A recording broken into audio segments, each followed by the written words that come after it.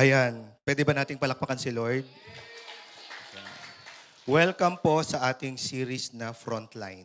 Tama? Second week na po ito. So palakpakan mo nga ulit si Lord. Ayan. Yung mga nasa harapan, para sa inyo yung topic na to kasi nga Frontline. Ayan, no? So pag-usapan po natin ang stewardship on God's people. Sino na dito ang nakapagsulat? Sulat. Ayan. Love letter. Nanahimik lahat. 'Di ba? Ang dami na niyang naubos. 'Di ba, no? Sino dito na-experience niyo 'yan? Kayo hindi? Chat lang. Hindi kayo romantic. Oo, hindi kayo romantic. Mas romantic 'yon. Si Beshi Wap. Oo. Ayan sila Mami tsaka si Ninang napagdaanan 'yan. Ang dami niyo ang dami niyo po sigurong sulat na sinunog. Oo. 'Di ba, no? So sino dito naman yung naka-receive na ng sulat? Ayan, dalawa yan. Yung nasa kanan, na-receive ko kanina. Meralco. Okay. Sino dyan yung naka-receive nung nasa kaliwa? Ay, ang dami. Ayan. Kunyari wala si Pastor Miggy. Sino naka-receive nung nasa kaliwa?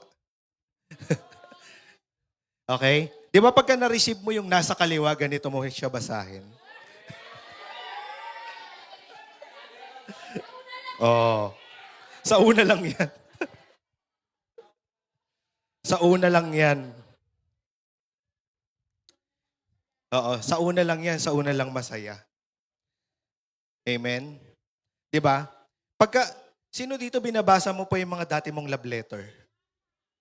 Wala na. Oo. 'Di ba, no? Sabi nila, mas nakaka-inlove daw pag nakasulat siya, hindi naka-chat. 'Di ba?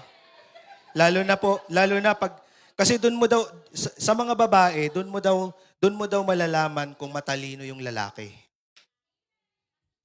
Kasi spelling pa lang. 'Di ba?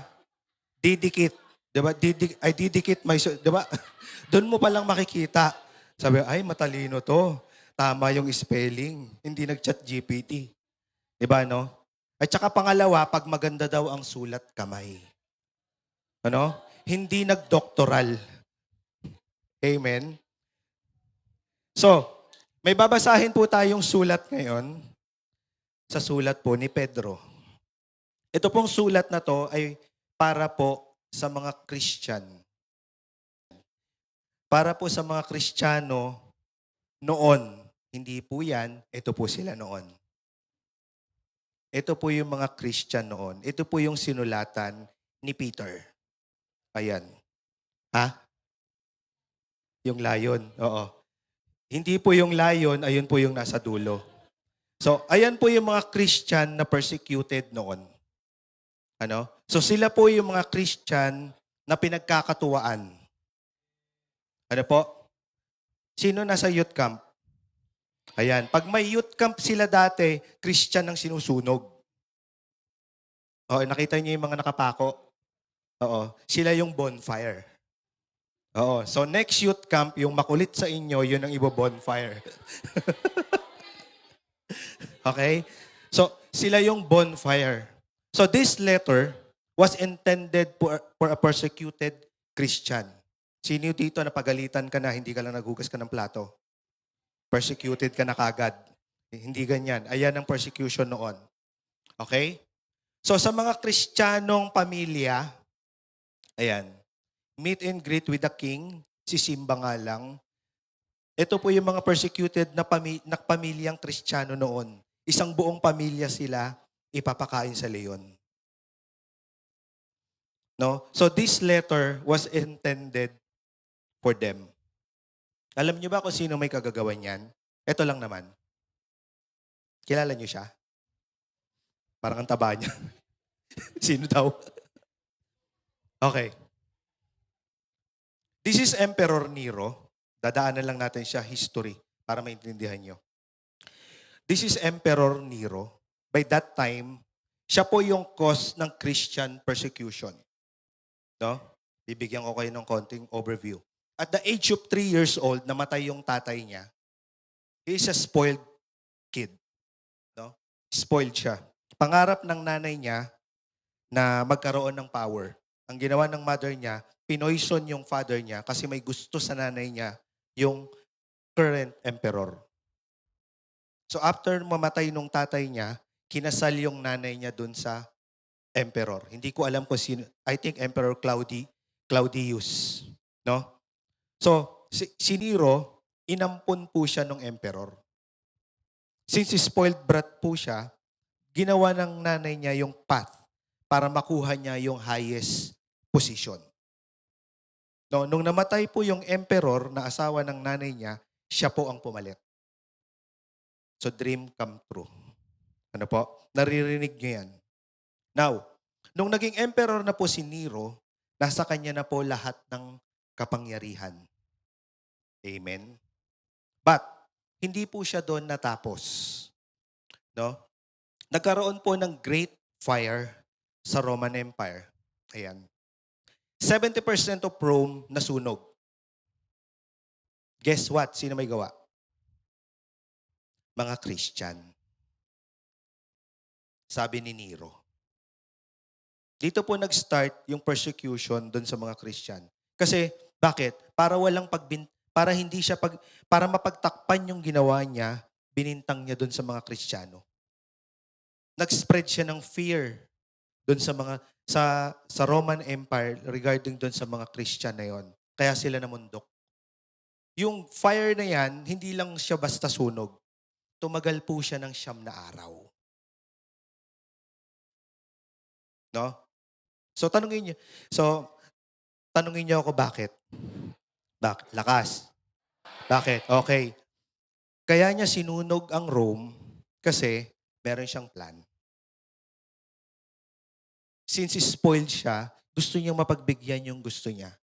Si Nero is masyado siyang, ah, gusto niya siya lang yung nakikita. Ayaw niyang mawala sa kanya yung throne. In our modern day, dapat trending siya lagi. Dapat siya lang lagi yung number 1. Nung nasunog po ang Rome, nagpanggap siya, nagbigay siya ng ayuda. Inopen niya yung palace para magbigay siya ng pagkain. Ano po? Kasi bakit? Kumukuha po siya ng simpatya sa mga tao para mabigay niya yung pagbibinta, para mas tumibay na yung mga Christian ang sumunog sa Rome para dito sa pangarap niya.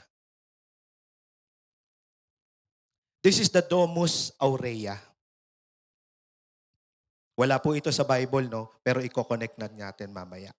Pangarap po yan ni Nero, pero since yung Rome established na po, kailangan niyang i-clear yung area. It's a political plan. So masyado siyang ambitious. So gusto niyang maipatayo yung Golden Palace niya. So part of his Golden Palace is yung rotating dining niya. Kung saan yung dining niya, kung anong oras doon dapat nakatutok. Pero that Domus Aurea, hindi po yun natapos.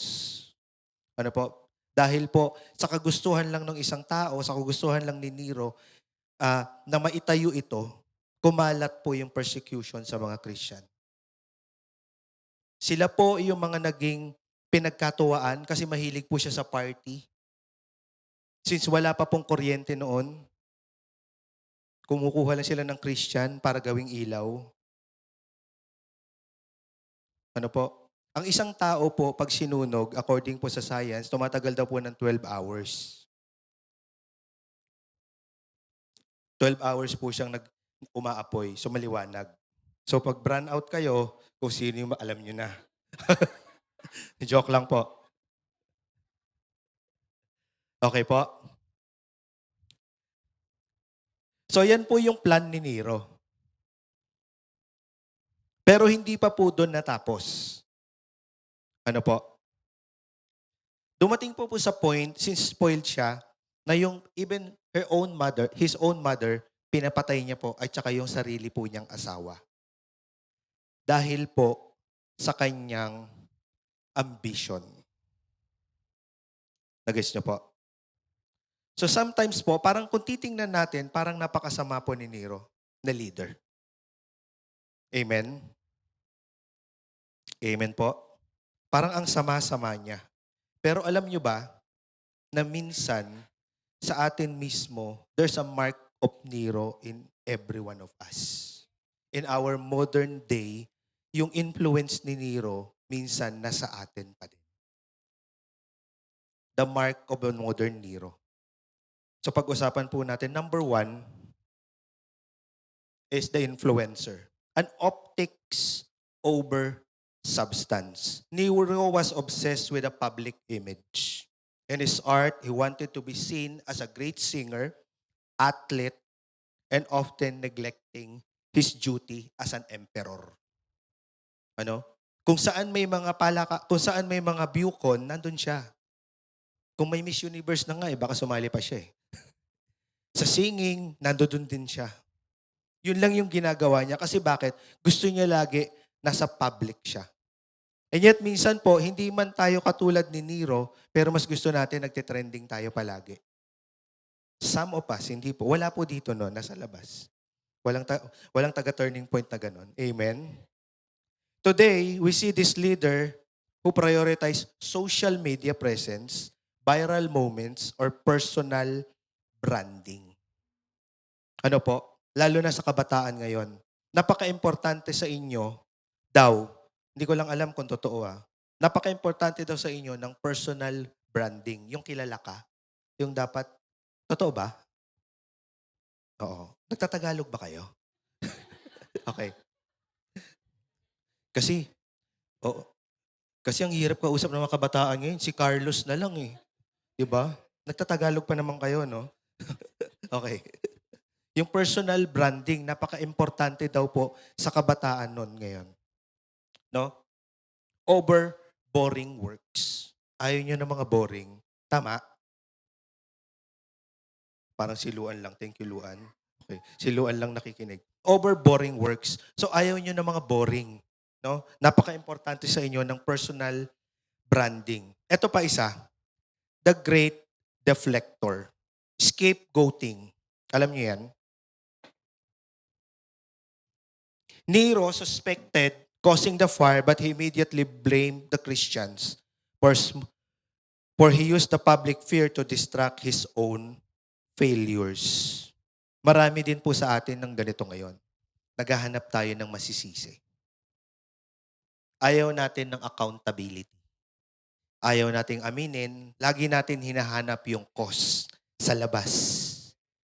Amen? Kasi siya kung hindi naman niya inano kasi dapat hindi ako kasali dyan. Diba? So scapegoating, great deflector. Kasi bakit? Ayaw natin ng nasisisi. Sinishield natin yung sarili natin. No? Sinishield natin yung sarili natin dun sa sitwasyon. Lalo na pagka nagkakabukingan na, no? Ala, ba't kayo tumakas? Uy, sinama nyo lang ako. Amen po. And last, the echo chamber of trap, the narcissism. Nero famously executed and exiled anyone who gave him honest advice. Sino ganyan? Ayaw mo ng honest advice. Ako po, marami pong ayaw ko mausap sa akin kasi diretso po akong tao. Oo. Kasi even mga pinsan ko, kasi pag pangit ka talaga, hindi ko sasabihin maganda ka. Pangit ka talaga. Ganun po ako. Hindi naman sa nang bubuli ako. Hindi ko alam kung merong ano sa dila ako kung ba't ko nasasabi ng diretso yon. Opo, minsan, pag si Pastor Eman, hindi niya kayang kausapin yung mga kadil sa church, ako kumakausap. Kasi bakit? Pag diretso talaga. Sabi ko, titibagin talaga dapat yan. Hindi ko nasasabihin yung reason. Okay? Sino ganyan? Ayaw nyo nang nasasabihan kayo ng totoo sa sarili nyo. Ayaw na nila akong kausapin. Okay po. O, sino dito? Gusto mo lagi maganda sinasabi sa'yo? Si tita. Amen. So we are all familiar with Nero. Alam po natin yan, naririnig po natin yan, end time, who treats the world strange for his ego. No? Ginamit po niya yung mga vulnerable to fuel his own ambition. Now, ang sabi po dito, but Peter we find a direct, radical, and rebuttal to this model. Peter writes to a church living in a literal shadow of Nero. Itong sulat po na to, the First Peter 5, no? Hindi po ito isang parable o hindi rin po ito isang foreshadowing. Yung sulat po na to, nararanasan po nila. And yet, kabaliktaran po ang nasa sulat ni Peter. Peter never suggests that to fight fire with fire, but to present a completely different architecture of authority. No? Tingnan po natin yung verse na to. Wala na tayong tyrant leader ngayon. No? Walang Christian na sinusunog, walang ginagawang bonfire, but we are experiencing persecution. Ano yon? Mental health issue. Isa daw po yan. So let's read po. Ayan. I have special concern for you, church leaders, for I know what it's like to be a leader in on Christ, suffering as well as the coming glory. Here's my concern that you care for God's flock with all the diligence of a shepherd, not because you have to, but because you want to please God. Sabi mo sa katabi mo, you want to please God. Malakas. Not by calculating what you can get out of it, but acting spontaneously, not bossily. Telling others what to do, but tenderly showing them the way.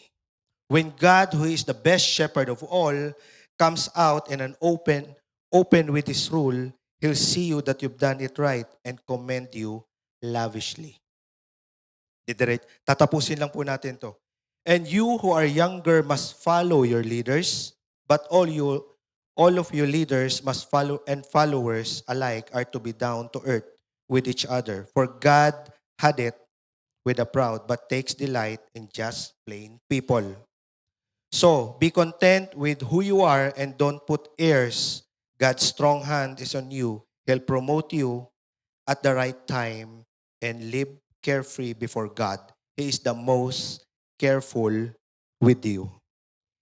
Peter, isn't it just giving a set of rules? Hindi po tayo binigyan lang ng rules ni Pedro. Binigyan po niya tayo ng new identity. He's calling us to a life looks completely different. No? Kung titingnan niyo po yung sulat at sa nararanasan nila parang kabaliktaran. So titingnan po natin yung three lens ng sulat na ito. Number 1 is a shepherd's heart.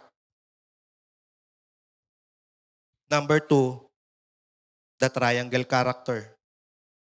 And number 3, the unburdened and underseen.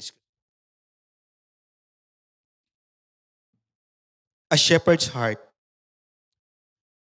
In a world where Neros used people as a tool for his own image, Peter calls leader to see people as a flock, to be loved.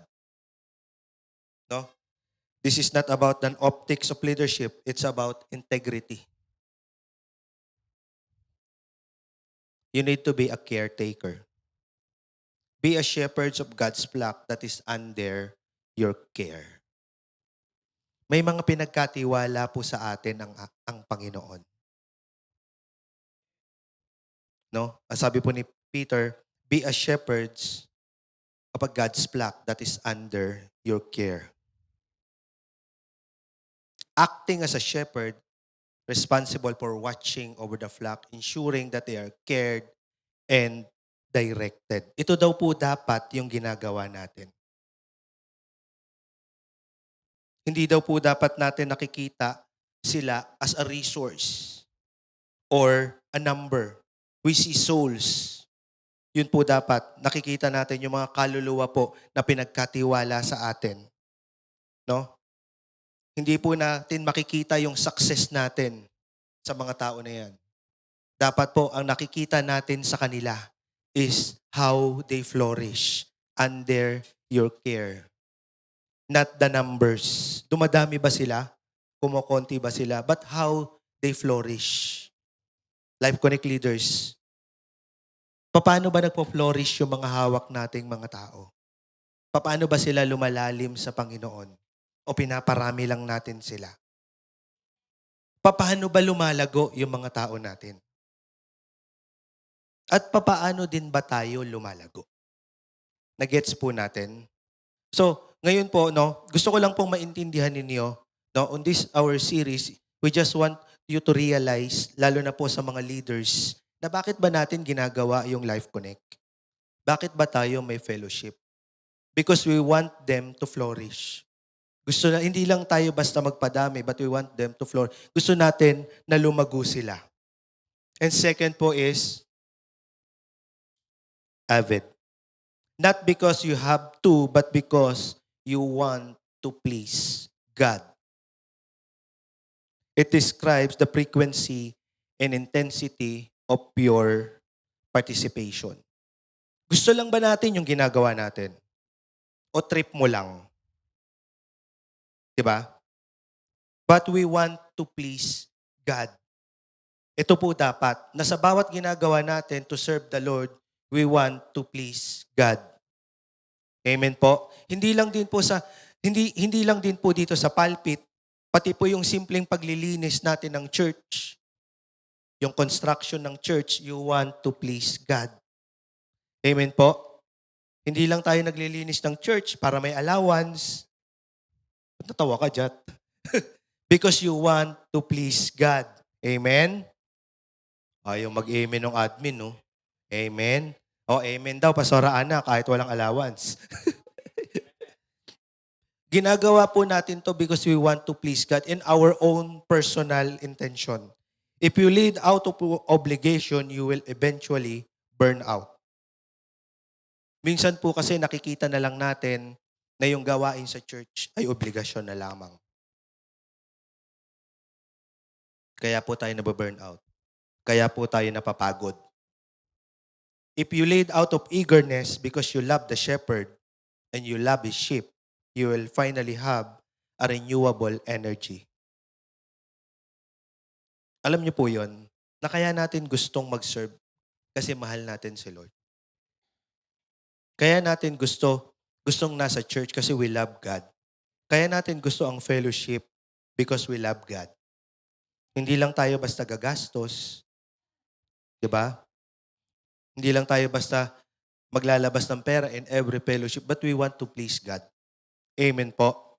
Anyway, pag ang perspective po natin ganon, ayaw talaga nating umattend. But if you want to please God, yung gastos, madaling palitan yun eh. Kayang ibalik ng Lord yun. But when you please God, diba? Amen? Next, as a shepherd's heart, you are a ground breaker, tenderly showing them the way. Ayan. I will go first in danger. I will go first in the hard work. And I will go first into sacrifice.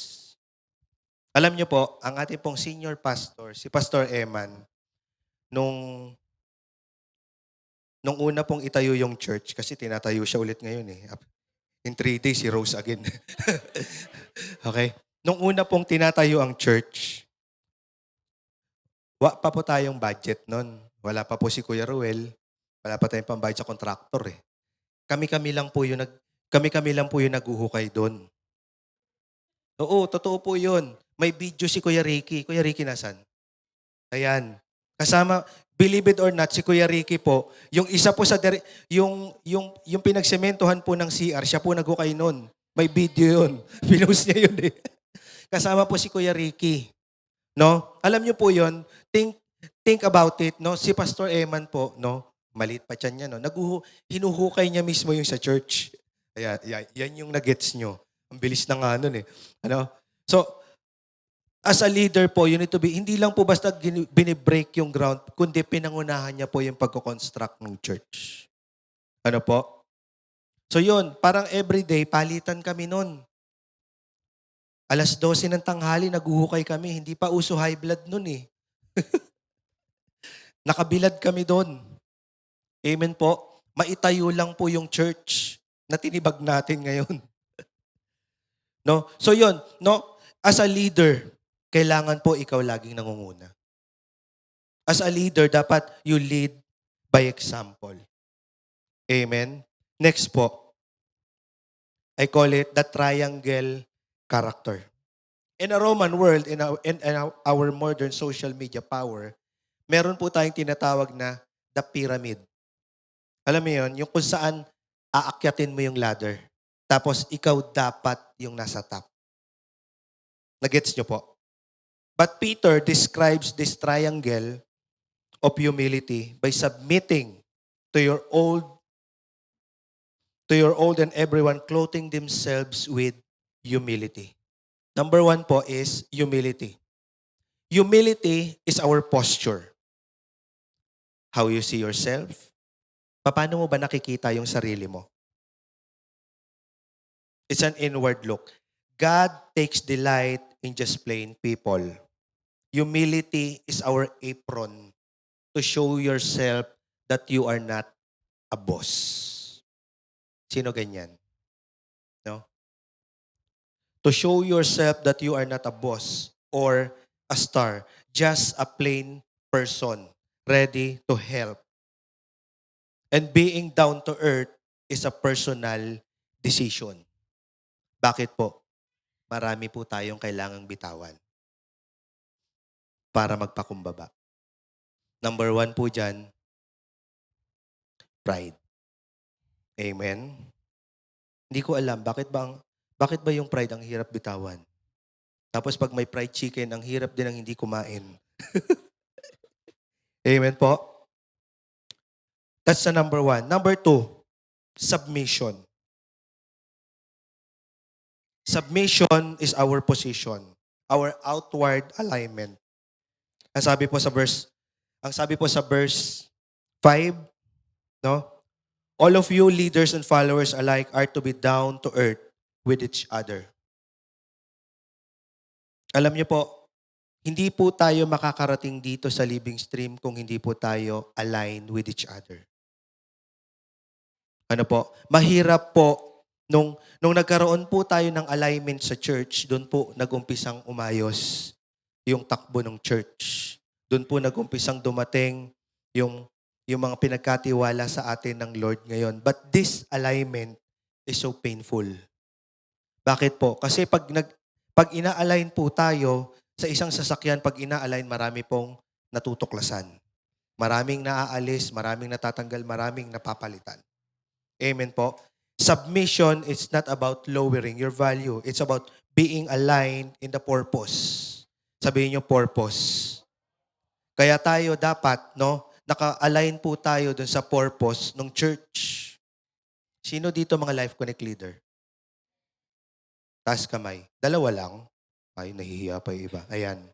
Dapat, lalo na kayo, no, Life Connect leaders, dapat naka-align tayo dun sa purpose. Sabihin mo purpose. Alam mo ba purpose mo? Patay. Alan. You position yourself under the wisdom of the elders and alongside with your brothers and sisters in Christ to create a community without conflict. Mga kapatid, pag hindi natin alam yung purpose natin sa church, magkakaroon po tayo ng friction. Gets po natin? Bakit po? Kasi iba yung naiisip mo sa tinatakbo ng church. Lagi kang magtatanong, bakit ganito? Bakit ganyan? Bakit yan yung decision nila? Isa lang po ang ibig sabihin nun. You're not aligned with the church. We're not aligned with our purpose. Nagets po natin? And last po, for the triangle, is obedience. Obedience is our practice. It is how we respond to the instruction. Papaano po ba tayo nagre-respond sa instruction sa atin pag wala na po yung ating mga leaders? Amen po. Umuoo lang ba po ba tayo pagka nakaharap sila? Tapos pag hindi na, yaman na yan. Okay na yan. Oo. Wala naman sila ngayon eh. Pray na lang kaya tayo, no? Wala si Pastor Eman. True obedience is also an act of worship that says, I trust your heart more than I trust my own eyes. Yung obedience pala, worship din. So, ibig sabihin, Pastor, pag hindi ko sinunod yung paghuhugas ng plato, hindi worship yun. Walang natawa. Ayan, ayan. Kasi ayaw nyo talaga maghugas ng plato. So, obedience is an act of worship. Ang sabi po sa verse 5, and you who are younger must follow your leaders. Parang nakakatanda yung verse 5, no? Must follow your leaders. Sino dito mga younger? Ayan. Thank you po sa mga nagtaas. 4 lang tayo. Ay, 5 tayo, Kuya Ruel. Thank you po. You are younger, must follow your leaders. Amen po. So dapat po, hindi po dahil mas marami kang alam na ikaw nang masusunod. We have our leaders and we must follow them. And next, the unburdened and underseen. Ayan. We find a secret of being unburdened and underseen. Nero spent his life trying to be seen. Yet, he was constantly burdened by the fear of losing his throne. Yun naman po talaga yung kinakatakutan niya. Na mawala sa kanya yung trono. Na feeling niya, napaka-worthy niya. Ano lang naman siya, adopted son lang naman siya. Na inayos lang naman sa kanya lahat ng nanay niya. No? Na pinatay din niya, pati yung asawa niya. Anyway, sa mga hindi po nakakaalam ng kwento, after niya pong patayin ang asawa niya, si Nero po nagpakamatay din. Baliwala po lahat ng ginawa niya. So, sinaksak niya po yung sarili niya. Peter gave us the opposite. No? A life hidden under the mighty hand of God. When we stop worrying about our own brand by start casting our cares on Him, we find freedom and the most powerful emperor in Rome could never buy. It's a freedom in Christ. Ayaw niyo mag-amen? It's a freedom in Christ. Parang inaantok talaga kayo.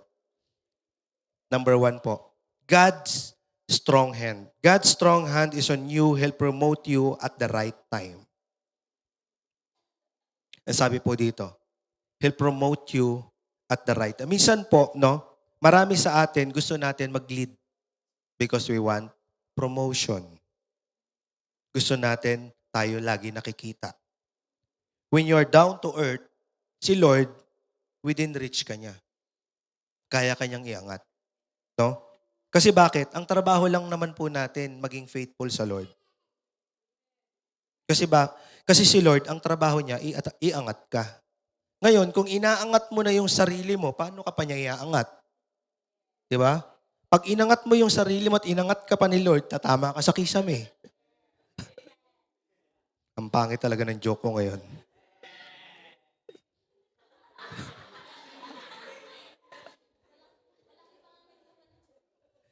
Wala kang sasakyan mamaya pa uwi. Nawala tuloy ako. When you are down to earth, you are within the reach of God's hand. He is the one who does the lifting. He will put you there and He will sustain you. Ito yung maganda dito. Pag si Lord mismo yung nag-angat sa'yo, siya na rin yung magsusustain sa'yo. Amen po. Sino dito na experience nyo na pinilit mo yung pag-angat tapos hirap kang isustain sa taas? Amen po. Ang hirap isustain pag ikaw mismo yung nag-angat sa sarili mo. Bakit? Kasi ang dami mong kailangan i-consider. Pero pag si Lord yung nag-angat sa'yo, parang ang dali-dali ng buhay sa taas. Ang daling i-maintain, ang daling i-sustain. Bakit? Well provided ni Lord lahat. Bakit? Siya kasi yung nag-angat sa'yo. Kaysa yung ikaw mismo yung mag-aangat dun sa sarili mo. Kasi bakit? I telling you, pag nandoon ka na sa taas, yes, nagtagumpay kang iangat yung sarili mo. Pero yung pagdating sa pagsusustain, hindi mo kayang gawin yon. Bakit? Mapapagod ka. Si Lord lang kasi yung kayang mag-sustain sa'yo sa taas. Amen po. And next, exchange of identity. Ito, marami nito. So be content with who you are and don't put on airs. God takes delights in just plain people. When you are content with who you are, you become heavyweight in character. People are drawn to authenticity, not perfection. One of the most tiring is pretending. Di ba? Yung nagpapalit ka ng identity mo, yung gusto mo, para lang maging good shot ka sa kanya, ang dami mong alam dapat. Ito ka dapat, ito ka dapat. Nakakapagod po yun. Someone you are not is not an invitation of freedom. Bakit? Minsan po kasi we want to be belong to a group. We must. Nagpapalit tayo ng identity. Pero po, akala natin minsan okay yon. Pero nakakapagod po yon. Amen po. Sabi mo sa katabi mo, maging totoo ka. Pisilin mo nga yung mukha, baka mga nakamaskara. Sinampal mo. Bakit mo sinampal? Okay? Exchange of identity. Ito po yung ayaw din ni Lord. Bakit po? Kung hindi ka nagiging totoo sa sarili mo, paano ka magiging totoo sa Panginoon? Amen po. And last, exchange of burden. Live free, carefree before God. He is the most careful with you. You can be carefree, but not careless and not worry-free. Because God is being careful with you while being busy to take care of His flock. No? Si Lord daw po, no, sa ating pagsiserve sa Panginoon, kahit po busy tayo sa church, si Lord ang bahala sa inyo. Amen po. Alam niyo po noon, nung hindi pa po ako nagsiserve, parang ang hirap ng buhay. Problema mo lagi kung ano kakainin, ano yung budget mo next week, paano ka magbabudget, kasi wala ka namang iba-budget. Amen. Yun yung problema eh. Di ba? Paano mo iba-budget, kasi wala kang iba-budget. Amen po. Tapos, hindi mo pa rin makuha yung logic. No? Mag-serve ka sa Lord, mag-serve ka sa Lord. Eh, problema ko, budget, mag-serve sa Lord. Eh, wala naman sweldo dyan. Diba? Nakakainis yung ganun. Pero, minsan kasi talaga si Lord, illogical eh. Alam niyo yun, hindi mo makuha kung ano yung scientific explanation kung bakit pinagagawa ni Lord sa'yo yun. Pero pag ginawa mo pala, nandoon yung provision ng Panginoon. Alam niyo po, simula po nung nag-full-time ako sa church, wala naman po kaming sweldo dito. Pero hindi na po nagiging problema ko araw-araw kung ano yung iba-budget. Kasi meron ng iba-budget. Amen. Lalong-lalo na po si Pastor Mike. Amen po. Hindi po namin alam kung paano nangyayari yon. Until now po, napapuzzle din kami. But we keep on serving God. Pero yung provision po ni Lord, hindi po napuputol. Amen po. Yung napapalit po yung burden. Yes, may problema po sa church. Hindi naman po nawawala eh. Pero yung burden mo para sa sarili mo, para sa pang-araw-araw mo, si Lord na bahala sa iyo eh. Amen po. Si Lord yung nagpo-provide sa iyo eh. Hindi ko na nga po minsan alam, parang, Lord, nabayaran ko pala yung kuryente. Lord, nabayaran ko na pala yung internet. Oh, Lord, nabayaran ko na pala yung kotse. Amen. So, while the world follows this kind of Mark of Nero, na forever chasing the spotlight to perform, and fleeting applause of the crowd, Peter called us back to steady with a quiet heart of a shepherd who finds an eternal purpose by protecting the souls who entrusted to us. Minsan po ang hirap mag-serve, lalo na pag full-time ka sa trabaho. Pero po pag may mga souls na pinagkatiwala sa atin, ang hirap pong balansehin nun. Lalo na po pag yung trabaho mo, bread and butter mo. Tapos, meron ka pang mga kailangang mga taong pinagkatiwala sa ng Panginoon. Napiling natin na parang, Lord, parang ito mong pagsiserve ko sa iyo, parang nababurden ako. Ang hirap balansehin ng oras sa trabaho at saka oras sa ministry. Amen? Sino nararanasan nyo yan? Ay, grabe. Diba po? Ang hirap. At saka, lalo na po yung may mga trabaho, no? Ang hirap balansehin. Pero kapatid, matuwa ka dapat doon. Bakit? Kasi may pinagkakatiwala sa iyo ang Panginoon. Hindi mo siya dapat tingnan na burden. Hindi mo siya dapat tingnan na parang pinahihirapan ka. No?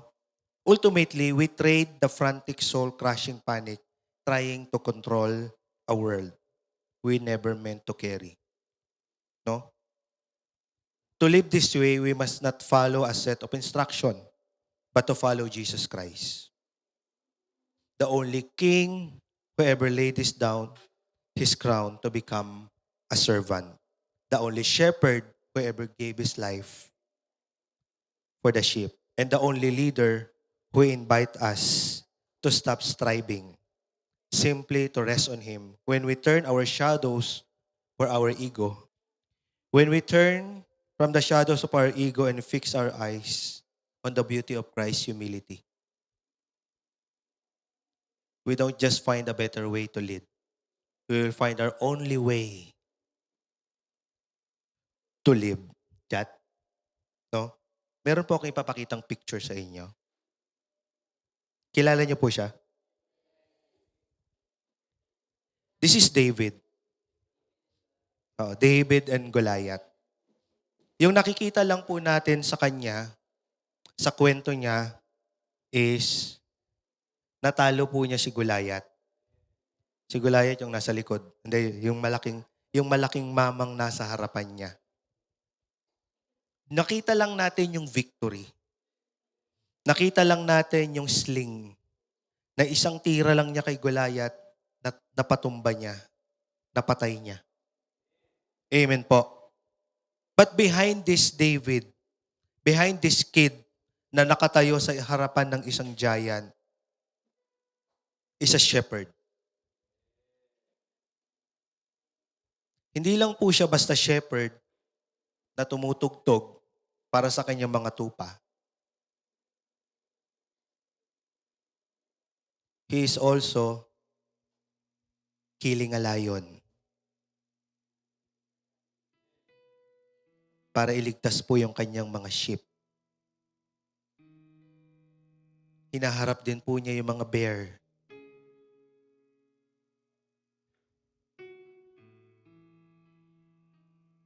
To keep the flock protected.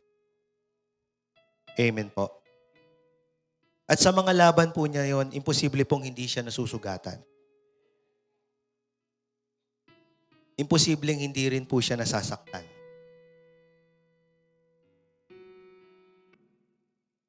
Amen po.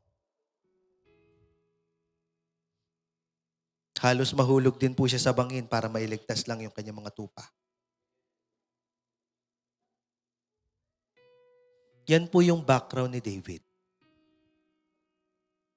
para harapin si Goliath. Yan po yung ginagawa niya, no? As a shepherd. Pwede po ba tayong tumayo? Hindi po nanatiling shepherd si David. We know the story.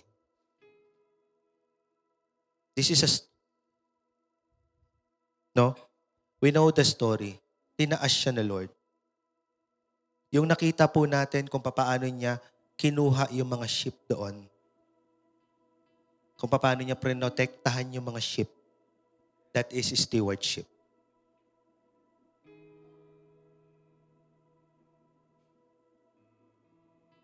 Amen po. That is stewardship. Ganyan po magprotekta isang shepherd. Lumalaban sa leon, humaharap sa mga oso, at kayang magpatihulog sa bangin. Mailigtas lang po ang isang tupa. Mailigtas lang po ang isang kaluluwa. Pero hindi naman po doon nanatili si David. Kasi sabi ni Lord sa kanya, you care for the flock, God will take care of you. Amen? God will take care of you. Pwede ba kayong pumunta sa inyong mga Life Connect leaders ngayon? Ayan, puntahan niyo yung mga Life Connect leaders. Can you say thank you to them? Pwede niyo ba silang pasalamatan? Pastor, salamat. Ayan, pwede niyo ba silang pasalamatan? Yan po yung mga shepherd ninyo.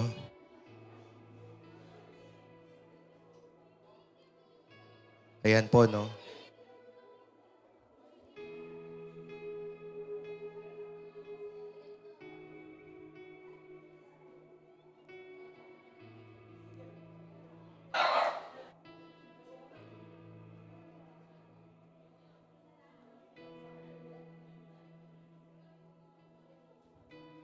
Okay?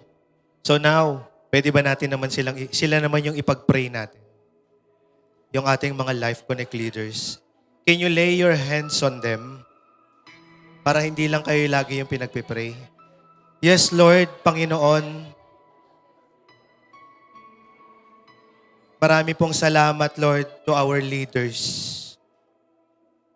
Lord, sa mga leaders namin ngayon, salamat, Panginoon, sa kanilang buhay, sa kanilang paghihirap, na minsan, Lord, hindi namin sinasagot yung kanilang mga chat for a fellowship.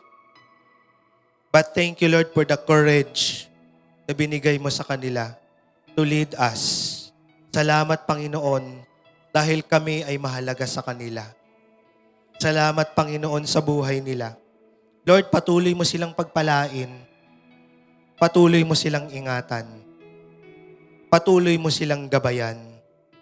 Dalangin ko, Lord, sa kanilang buhay personal, Panginoon, habang sila'y nangangalaga sa amin, ikaw ang bahala sa kanila. This is the moment right now na sila naman yung ipagpipray nyo. Can you declare blessing to them? Lord, I bless their effort, Lord. Yung effort nila para i-follow up kami. Yung effort nila para hanapin kami, Lord, pag kami nawawala sa church. Yung effort nila, Lord, para turuan kami, Lord. Salamat, Panginoon. Dahil minsan, Lord, hindi man namin naiintindihan, pero patuloy sila sa pagtuturo sa amin. Salamat, Panginoon, sa buhay nila. Salamat po. Pastor Mike, thank you, no? Dahil ikaw ang nangunguna sa mga leaders na yan. You're a blessing. No? Pwede niyo bang yakapin si Pastor Michael? Hello? God bless po. In Jesus' name, Panginoon, maraming salamat po sa lahat. In Jesus' name, Amen, Amen.